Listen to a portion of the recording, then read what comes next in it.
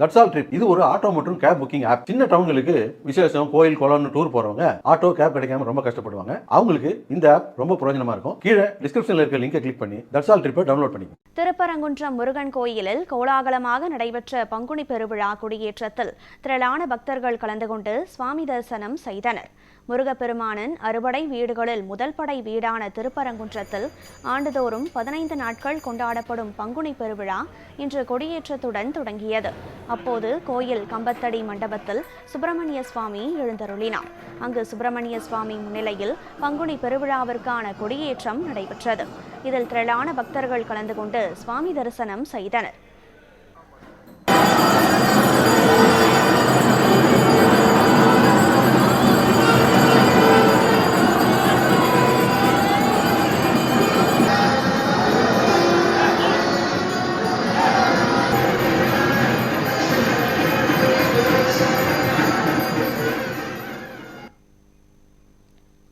பங்குனி பெருவிழாவின் ஒரு பகுதியாக ஏப்ரல் 2ஆம் தேதி சூரசம்ஹார நிலையும், தொடர்ந்து 3ஆம் தேதி சுப்பிரமணிய சுவாமிக்கு பட்டாபிஷேகமும், 4ஆம் தேதி திருக்கல்யாண வைபவமும் நடைபெற உள்ளது.